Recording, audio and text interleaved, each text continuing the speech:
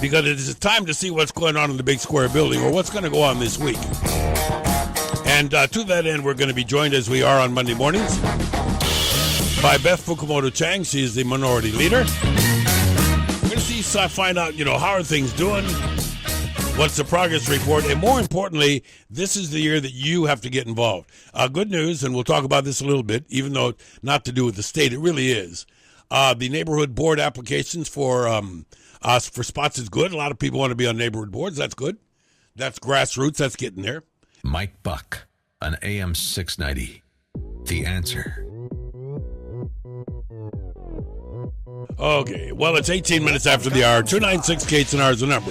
The only way you can hook up with me and Beth Chang is by phone, even though because of the impending issues, the labor issues, I will share with Beth a couple of emails that we received about shipping and that stuff. But earlier, Beth, I don't know if you... Good morning. Good morning. I don't know if you heard me saying, but I was talking about the fact that there was agenda. Everybody had, the minority party came up with, your ideas for the ledge and everything this year. And I do know the Democrat Party did the same thing. And all of a sudden, here comes this impending, looming possibility of a labor dispute really affecting us. And I'm wondering how many of our legislators are scrambling around trying to deal with this, because it looks like it might be a problem. Yeah, absolutely. Well, I actually don't think, unfortunately, that there are a lot of legislators scrambling around to do anything about it, to be honest. I know a couple of people have talked about perhaps trying to get an injunction of some kind, mostly Republicans, so that they can't strike. I think that might be a little bit premature. Yeah, but here's that's a good point, and I heard that too. But here's an interesting thing. We know that one of the reasons why labor is successful, or why unions were so important earlier in the about 100 years ago, and even longer than that, when people were in business just taking advantage of their laborers. Right. I'm thinking that the private sector has gotten so sharp in what they provide to people that are non-union that it across the country the union stranglehold on labor is diminishing, and here it's not. Yeah, I don't know. I don't understand that really. Well, union membership is going down across the country, so I think that's true. There's showing to be less of a need nationwide for unions, but here, yeah, definitely, we're still very reliant. Well, Beth, we've seen in the last week or two this consternation going on at Kaiser. Look at all of these facilities that had to close. There was that one incident where maybe somebody was, prevented from getting into the ER, and these people are all wearing red shirts, and it's like having a party at the expense of people. Now, but in spite of that, we didn't have that many people that were angry. And so does that mean that we've dumbed down? That we just don't understand what victims we are sometimes? Yeah, I think in the case of the Kaiser strike, I was thinking about the when we were talking earlier, I was talking about the shipping strike, which I think could be much bigger for Hawaii than this Kaiser strike. The Kaiser strike, on the other hand, I do think that the union, or at least the union members, are trying to work with the clinics so that they can try to get open, because they're afraid of some of these issues, sort of taking priority over their strike. Yeah, it's strikes are bad enough. But when it to do with health and babies and that stuff, right, then it starts to, then you lose sympathy in the public, right? Right. I think they definitely have a public relations war going on right now. What if anything now for and I know that we can't, maybe it's no need to comment on any one of them, but there have been a lot of people that say a lot of the strike thing for shipping could be avoided if we had a waiver on the Jones Act. And from what I understand, that's really firing up the discussion again about the Jones Act. Yeah, I think it could probably be impacted by the Jones Act, but I think we're probably talking about different things. Certainly, even if we had ships coming from elsewhere, there are still there are different types of disruptions that we can have. Sure. The problem is that Hawaii, if anything else, this should actually bring up the conversation about sustainability. What can we do here to promote agriculture and other things so that we have a little bit more on the island for us? Yeah, and that's a great point. And by the way, that's what we'd love to engage with you and gang. If you want to chat about that, the number is 296 KHNR or 296-5467. Did come up with a story from PBM this morning where the solar photovoltaic industry is at a 4-year low in permits. And I do know that there's a ton of stuff energy related, including on the minority party's list, where we want to see something happen with regard to this. This industry is virtually on its knees right now, and instead it should be high-fiving. Instead, we're low-fiving. Yeah, I think at some level it was a little bit of irresponsibility on the part of some of these companies who probably pushed a little too far. But what's happening, wait. That's a really good point, because I do know specifically of a couple of companies that, based on rolling the dice, really ramped up for big business. Yes. And when it didn't come, they're blaming HECO instead of their own business plan. Right. And they were, and I know in my district, people were being encouraged to go ahead anyway without the permit. They were being encouraged by solar by companies. sales guys. Right. And they did it, and being told, you'll get your permit. Yeah, don't worry. We'll take care of that. And don't it's worry. now been a year that they're just paying for the system. So it's interesting because you can bring that right home to your neighborhood, to your district, because your district is where young growing families see the savings that they could get, Right. And they're willing to make an investment, Right. And put this stuff on their rooftop because they plan to be there for 20 years when it takes to pay back. Yeah, it's just that now so many of them are now paying double for the solar system and for regular electricity. And yet, we're taking a look at maybe being cash strapped to do a whole lot of things, and it's going to be very, very difficult looking at this budget. How much input are you getting as just a rep in your district as to people saying, "Hey, Beth, go to fight for us. Get these credits back in. We need to have the government reward us for our willingness to invest." People are not so much. I'm not hearing as much about the credits anymore. I'm just mainly hearing about people that want HECO to sort of do its job and get them hooked up to the grid. Has anybody from HECO? I got another question. Big story over the weekend is that Governor Ige has appointed some people to cabinet leaderships that have exhibited conflicts of interest. I mean, they've been lobbyists and everything else. Are we drawing from such a small talent pool as that happens here? I mean, or do you think that this is just no good? We're not creating new people into these things. Same old people getting reestablished and reappointed. I think we are at some level pulling from a smaller talent pool. I do think Governor Ige has made an attempt to try to look in places that maybe normally you wouldn't find people. Yeah, but Beth, come on, he's got 3 lobbyists that are appointed into jobs where they would have been instrumental in their lobbying before spending money. Right. I think the most interesting one was the one we talked about last week. I think the DLNR appointment. Certainly, he is picking people that already have a particular bent, which is an interesting decision.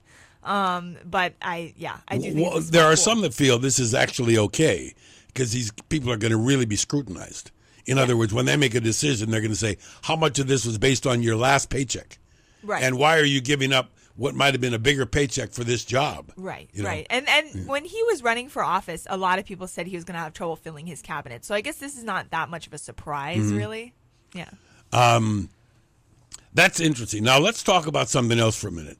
I think people still need to know what the caucus procedure is. People that have not done it before, that have not been to a caucus, that don't understand what their purpose is. That there's been some pretty good interest, that there's likely to be some more Republicans on the ballot come the next election. What is the caucus all about, and why would people attend? The caucus in terms of in the House, or the caucus like the Republican caucus? No. Let's talk about just right now the Republican caucuses and neighborhood caucuses that are happening.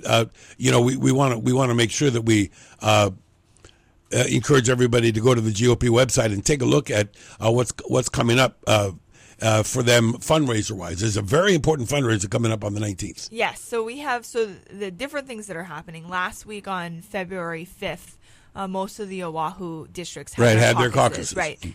Now, that's electing people to go to the state convention and to the county convention. A lot of people don't know we also have a county convention. That's where we elect a chairman for the party and for the county. If people didn't make it to those caucuses, then they can still sign up to be delegates. So that would be the point at which you need to contact the party. So they'd want to go to the GOP website and, and walk through that process. Right. Right, and there's still plenty of time to do that. And Lincoln Day dinner obviously is coming up February 19th. That's the one that you just mentioned. It's our this is biggest going to be at fundraiser the of the year. Cole Ballroom. It is the big, important fundraiser. And last week, I had the privilege of having a nice interview with Senator Jeff Flake of Arizona. And interestingly enough, my main question to him was, what's it like to sit in the Senate with John McCain? Because, they're the two senators from, and he said, it's humbling. Because this guy, he's getting up there and everything, but there's still, literally, when we talk about getting response, he gets thousands of email a day. Yeah. And not just from Arizona. Oh, I'm sure. So, but this guy isn't he this Jeff Flake, another up and coming, hard hitting sort of conservative? Yeah, I think so. He's being painted, by the way, as a liberal Democrat. I know he is, and I'm not entirely sure where that's coming from. Yeah, I think, but I mean, I understand because it happens to me too. Yeah. I think there should be room on certain issues for people to have different opinions within the same party. But he certainly, he gets a lot of good from conservative groups. He gets a lot of good attention. So. Okay, so this is a guy that you're going to be able to meet and greet, and just go to the GOP site. We'll talk about that some more, but I guess, okay, now, I mentioned earlier that we've had a surprisingly good turnout for a change at the neighborhood board level. Right. Do you think it's sort of an indication that people are just not really thrilled with the way things are, and they just want to say, hey, what can I do? Where can I go to learn more about this? Heck, maybe I'll be a neighborhood board person. Definitely. I hope so because at least from the Republican perspective, we've been trying to get people to join the neighborhood board for quite some time, and I'm glad that people are starting to join. So it's one of the things, if you want to get involved, it's probably one of the most basic ways that you can just get involved at an elected level. They say that, well, they absolutely have no power of authority, and that may be true, but their opinions really go far because I do know that the rep and the senator and the councilman and staff attend these things just because they want to make sure isn't it sort of the pulse of the district or the pulse of the neighborhood? I think it's the point where I think it maybe depends on the board. Sure. Some of them are really in touch with the district, some of them are not. But I think when you sit on the board, then you have the opportunity to ask all of the elected officials, the governor's representative, the mayor's representatives, all your state legislators, and they all show up, and you can ask questions, and they get back to you, and I think it's probably the easiest way to get involved. Okay, speaking about getting involved, you can get involved with us right now at 296-KHNR. That's 296-5467. Beth Fukumoto Chang is in the house, and we're talking about, when we come back after the news break with Chaz on Thai, what's up for this week and what you can plan on learning more about, and more importantly, what you can learn on participating in. But right now, it's time for a local update with Chaz on Thai. Good morning. This is Mike Buck on AM 690, The Answer.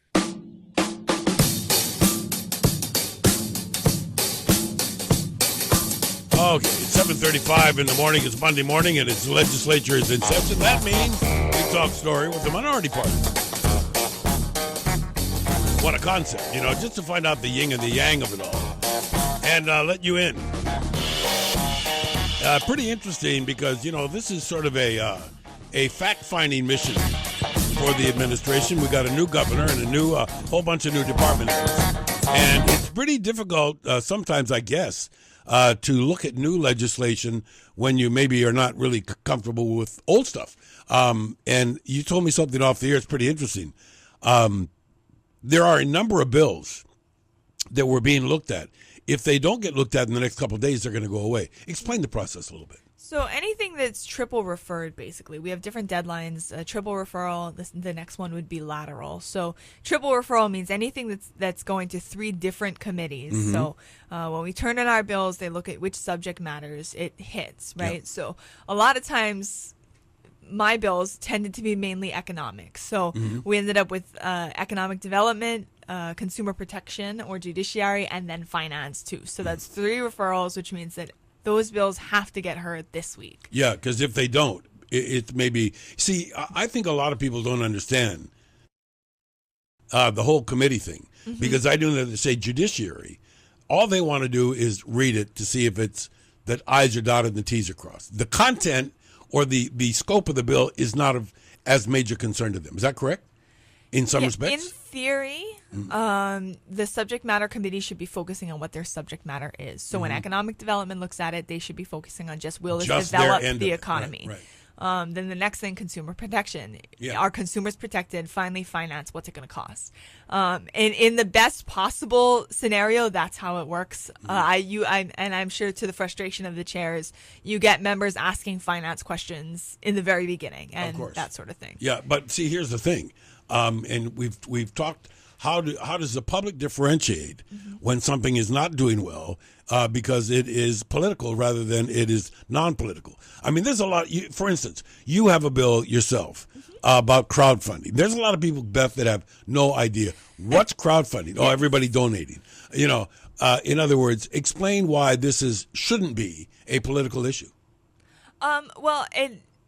Primarily, a bunch of other states are doing it. It's essentially people being able to donate, and it's opening up the ability to invest to people that have lower assets. Right now, to be a accredited investor, you have to have $250,000 a year. Yeah, most you got to people go. are not making that. You got to go to your bank. You got to get it. You have to have a business plan. Right. Most people are not making that amount of money every year to be able to invest in, say, a food truck, right? Yeah. And maybe if right now, I'm not making that kind of money. If I want to donate to a food truck that I really like their food, I'd like to see them get up and running, I can't get equity in their business because I don't make enough money to be allowed to do that. Yeah, see, that's always been sort of a hard thing for me to understand. For many years, in addition to this, as we all have multiple jobs, right? I've been involved in the fishing supply business. And so many people with really good ideas, innovative, fishery-changing ideas, whether it's a new lure maker or new this or new that, they have no clue, no business plan, and 90% of them don't make it. But they want to say, if I can get some money, this will make it. Right. It's just that I part-time in my garage, it's not making it. How many people can say entrepreneurially that they got their start in that fashion? From what I understand, more and more today than ever before. Yeah, well, people are more interested in doing it today than ever before, and I think that's why we've seen a push by other states to open up investments to people that are middle-income people. And obviously what you have to do, because you do end up having to you're investing in companies that maybe don't have your most the best business people. Well, I'm thinking that in some respects, it's like Las Vegas. I mean, if somebody hits it, you're in there. If they don't, you don't. Right. But when you say have equity in it, you mean that if you see the light in your friend's food truck, not even your friends, just some guy that has a good malasada or whatever. Right. And you like say, I'm going to put $500 into this thing. Right. Okay. And all I want is a share of the equity in whatever equity is there. Right. So depending on how many people put up $500, as long as it's the correct amount. How do they do these? What are they? Are they events? I mean, you're talking. Yours is crowdfunding. How would you explain that? So primarily online. So the best thing to look at would be platforms like Kickstarter and some of these other online donation models where people just donate money to something. This would be allowing people to donate money for equity. So instead of just donating money for no reason, you're donating money for equity. Some people would still be predisposed to donate for whatever. Right. Let's say that they find an animal shelter or something. Exactly. And they just say, oh, that's such a nice thing. I don't have much, but here's $50. Right, which is completely allowable under the law. And that's why crowdfunding in a donation model is still allowable. Yeah. What we're talking about is an equity model. So it's basically, instead of it being for nonprofits and others, this is for businesses. Right? Now, would there be a cap? Would there be a limit on what could be raised that way, or would there be a some sort of caveat where the business has got to show to somebody contributing, what their how much is coming in, what their plan is, and if they're going to get it back, when they might expect that? Yeah, and there would be a cap. Most states have it at $1 million. That's where the bill has it right now, but I think we can talk about bringing that down since it's a somewhat risky endeavor. What our bill is primarily saying is that there needs to be a statement as soon as you're asking for the money that explains this is not an accredited investment, this is not secured, you know, and there's a limit to how much people can give you. In our business, we call that the waiver part at the end of a commercial. Right. When the guy talks really fast. Right, you know? right. And this one's got to be, I mean, we wrote it out. It has to say this, and it's modeled after language in other states, because definitely it's a little bit more risky, which is why we say that people that have less than $250,000 a year can't invest in things. But I don't know if that's fair. Isn't it kind of in the same sort of vein as let the buyer beware is? I mean, you know, if I'm a buyer and I buy something, we talked about this just moments ago with regards to photovoltaic. If there's a really slick salesman, right, and he comes to me and my wife, we have a little dinner, and he explains that, you know, we go to their thing, and this is how it works. You bring us your electric bill, we'll show you how much you're going to save. We buy into that, and then we say at the end, hey, wait a minute. My neighbor said that he couldn't get a permit, and then the guy said, don't worry. Right. That's let the buyer beware. In other words, the guy has lied to you. Right. And how does that protect somebody in the area of crowdfunding, or is that asking for too much? And this is sort of what my husband and I were talking about last night, because he asked me the very same thing. Is there a way to protect people's investment? And no. The answer really is no. Yeah. And that's why we're doing small amounts of money, right? I mean, and you're expecting people to understand what they're giving money to. Yep. Do you think that people are getting more aware of shows like Shark Tank and some of the other things that show what you could do, but you better watch out because you could go down in a flame? Absolutely. And I think with the internet and everything else, once upon a time, we said that there were these caps on you had to make this amount of money because we didn't trust you to invest your money correctly if you make less than $250,000 a year. I don't think that's true anymore. I think you have a lot of people my age that are more understanding. My husband's a financial planner. He has a lot of people that like to do it themselves. There's a lot of do-it-yourself stuff these days, and this is just another way to let people that maybe don't make a ton of money to be able to do it themselves. Okay, that's called crowdfunding, and we got more coming up, including your opportunity to join the conversation if you'd like. I'm getting a bunch of email, but remember the deal is when we talk to Beth and all of our political guests, we talk direct online to somebody live rather than email, so we don't get accused of stacking up the woodpile too much. 7:45, Mail and More with traffic on The Answer AM 690, KHNR. Mike Buck, all Honolulu, all the time on AM 690, The Answer.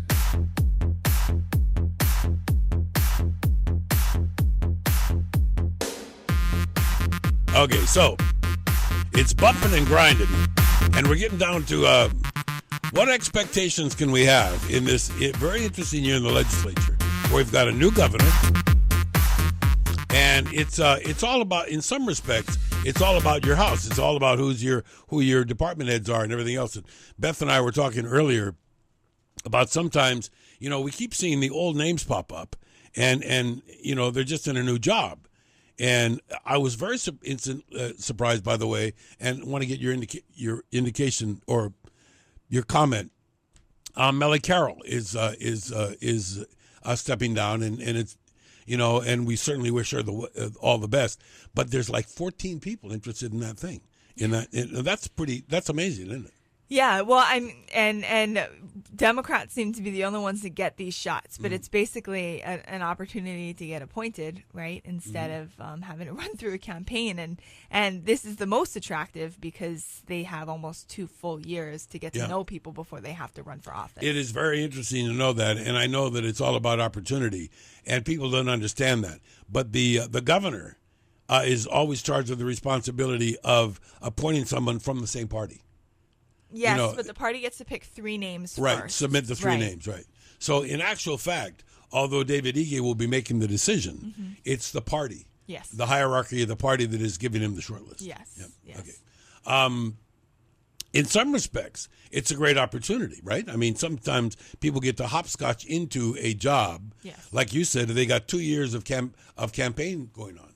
And just by doing their job. Right, and I think we've had a few people, I believe Joe Jordan was appointed, Justin Woodson was appointed, and that's how a number of people got their start in the legislature. Okay, let's talk about how you think things are going, and where I'm really hoping that this year, I hope this optimistically every year that people get more involved in it. I need for people to know how you as a rep and now you as a minority leader encourage your constituents and others, Democrat or Republican, to get involved, to do something, to voice a concern. Mm-hmm.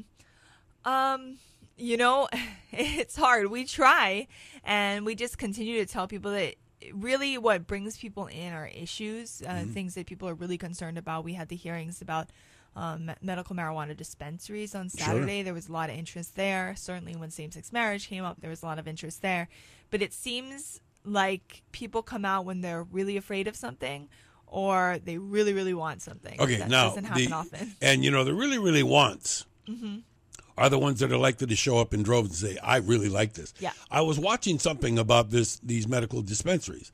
I don't know if there's anybody, it's certainly not me, if somebody can be relieved by anything, by a doctor's prescription saying, you can take this to alleviate your pain or fix you up or do this. No, but I've received so much input. Why do we have to have so many dispensaries? Why can't people in advance just go to their doctor and get what they need? Why are we creating opportunities for having to monitor systems that leave themselves open for cheating? Well, I certainly don't understand why we need so many. They're looking at maybe 26, which to me is that's a lot. Too many. Yeah. This would be, by the way, 26, but it's an entrepreneurial opportunity. I'm coming up with $35,000 to get to have one of those things, right? Right. And I don't the expense to me shows that it's an entrepreneurial opportunity. I wish it didn't cost that much. If we were going to treat it like legitimate medicine, then that's not the way to go. You don't have a separate pharmacy for legitimate medicine. I wish has anybody teased you about maybe having a financing for these? In other words, crowdfunding. I know nobody said that yet. Yeah, but it'll come. Interesting. But you see, what I'm concerned about is that if you give them an inch, they'll take a mile. Now we already know that there are problem areas in Oregon, in Washington, in Copenhagen. I mean, we have a definite concern. How is it that this is even being considered at this level? Well, so the background on dispensaries, what's really pushing it right now, and the story is actually coming out of my district. There's this little girl who has a syndrome where she has seizures. And she can only take marijuana oil. It's the only thing that stops her seizures. She has no way to get that oil because our medical marijuana law does not allow for a processing plant of any kind or a place where they can receive it. So my ideal situation would be if we could have it in a hospital or if we could have it in a pharmacy where she could go get it there. Because it's a controlled substance, right? Like anything else, sure. But because the federal government has not ruled on that, they are potentially going after pharmacies and or hospitals that dispense marijuana. So the only way around it is to create a dispensary outside. Now, is my conspiracy theory is that the federal government doesn't want to rule on this because they want to see us eventually legalize marijuana, and that's why they're not making it easier to get medical marijuana. But the beat goes on. I mean, there's any number of people that say, look, it's like a lot of other issues. You may personally feel very, very irritated about it, but it's coming. So, the quicker you deal with it, the better you can move on to other things. Right. But many people say, well, it's one of a myriad of things. If you accept this, then you're going to have to accept that, and it's a slippery slope. Right, and it can be. I think with medical marijuana dispensaries right now, I think it's one of our opportunities to limit the scope, whereas if we wait for the federal government to move, we could end up having them everywhere and not get grandfathered in with only a certain number. It seems to me that something that is so valuable, medically valuable, its real value is having a doctor, either in a medical center that has as part of it a pharmacy that works hand in hand with them, and where it's totally controlled, or some of it, it's like you say, this person has a waiver to be able to get that stuff from someplace else. Well, she does right now, but she has to get it essentially from drug dealers. Right, yeah. She's allowed to buy it, but she's getting it from somewhere that she doesn't know exactly what she's giving her kid. The upside of a dispensary, they say, is the product would be what it is. In other words, they would. It's controlled. Yeah. Yeah. There's any number of things. Let's go back to Rep. Thielen for all these years. Yeah. Has been involved in the hemp industry. Yep. There are still people, aren't there, Beth, that are afraid of that because they think that that's part of the slippery slope? Oh, yeah. I mean, she gets very frustrated because we have certain members of our caucus that just keep telling her we're going to, she buys us all hemp shirts. We're going to light the shirt on fire and get high or whatever. People make fun of her all the time, but they are different things. That being said, I think that you talked about issue getting somebody lit up. If they have one thing that gets under their skin, this is good. But it looks to me, in for the next couple of weeks, we're going to be giving them other things. I mean, there's enough that are going on that I'm valuable to you as input if I'm a constituent, if I am articulate on more than one issue. Right. Because wouldn't that give you an idea generally about how I feel about a lot of things? Yes.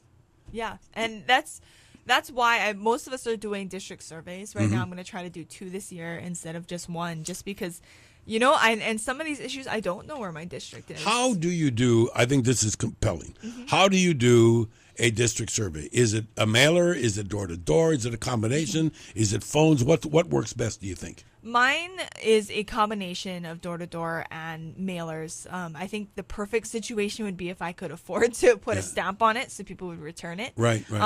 We have not been able to do that, so I think we just get back. We a smaller sample. Others have said that the best one is looking somebody in the eyeball. Oh, absolutely. And I know that you've worn out a lot of shoes in your district. Absolutely. And that's what needs to be done. Right. However, I want to tell you that if you, I don't want to say this is crowdfunding, but if somebody made a donation to a rep to help with postage on something like that, would it be something that you could do? In other words, let's say that I said, you know what, I'm in Beth's area, and she knows what I think because I do a radio program with her, although I'm not in her area. But it would be reason to say that would be a great contribution. I mean, to me, it's you're looking at the number of households in your district, and first of all, a postcard is one thing, but having it flipped over and come back is another, isn't it? It is another thing, Yeah. and it is harder. My district still gets 600 or so back, which is a decent sample size. Yeah. But people are self-selecting more so. Sure. We can't actually accept donations from people for Yeah, stuff like I knew this. that. So But there is a way to facilitate it. I mean, obviously, when somebody feels strongly enough, what if they just said, I don't have any money, but here's a bunch of stamps. Isn't it also better to just say, all right, look, this is a technologically advanced world. I send out a card. Yeah. And if it's compelling enough, they will respond some way. Well, and the best thing for people to do, actually, if they care a lot, rather than helping us do a survey, is to get us a petition. If they get their neighbors to sign with their addresses, and we know that those people are verifiably in our district, That's a great that's point. the best way to go. Yeah, they do work, don't they? They I do. mean, does it help? Have you been ever submitted a petition to you of something you didn't know about, saying, hey, look, this is where we are? Well, I think for same-sex marriage was the best, the best example, because people, in churches and other places got petitions and got all the information. So I knew who was in favor and who wasn't. Yeah. How can people find out right now what's happening this week and how they can react? They can get on our website at the Capitol, rapbeth.com.